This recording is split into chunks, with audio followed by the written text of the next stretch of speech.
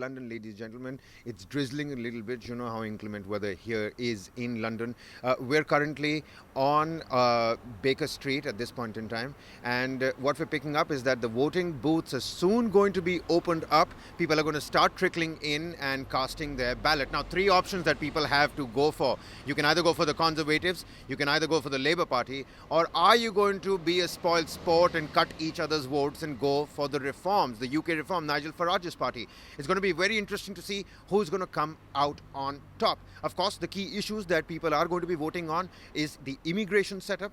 The Labour Party wants stricter immigration policies in play, and the Conservatives, after Rishi Sunak and Boris Johnson's latest bonhomie, we'll have to wait and find out as to will that pay any dividends or not. The housing crisis, that's something that people are constantly talking about here. The economy is another top issue that people are fed up of. The fatigue with the Conservatives, the 14-year rule, people certainly want change. They're substituting that word change with the word reform, and with reform comes Nigel Farage. What is he going to be able to do?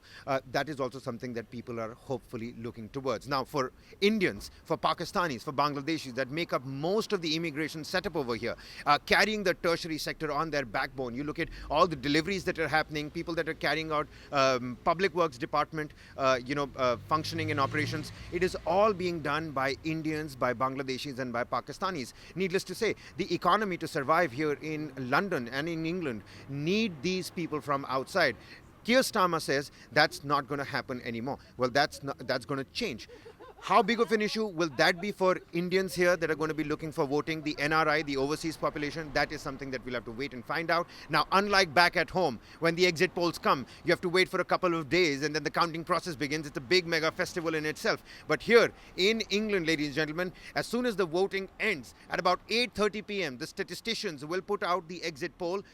By record, that exit poll has only a 1.5 to 7.5 seat margin of error. It's usually more accurate than other places across the world, and overall in the hours to come, by about 3:30 a.m. you'll get a fair idea about what's happening. Now, like we call it back at home, they don't do it here. As soon as somebody crosses the 362 magic figure out of the 650 seats in the lower house, the House of Commons, that's the chamber, like we have the Lok Sabha, as soon as people cross this 362 mark figure, the government and the agencies are going to put it out. You've got BBC, you've got the Sky Network. They're going to throw those numbers out. And by 8 a.m. Tomorrow, we'll finally understand what's really happening. Who's come out on top? Who's it going to be? Is it going to be Rishi Sunak for the betterment of the immigrants, or is it going to be the Labour Party? Or is it going to be Nigel Farage? Marine Le Pen in France, the far-right movement, it seems to be getting the right kind of support. Not so much for Nigel Farage here, the Thatcher-era politician. What's it going to be? Well, let's wait and find out. This is Kabir Naqvi with camera person Nishit Malhotra from Baker Street, London.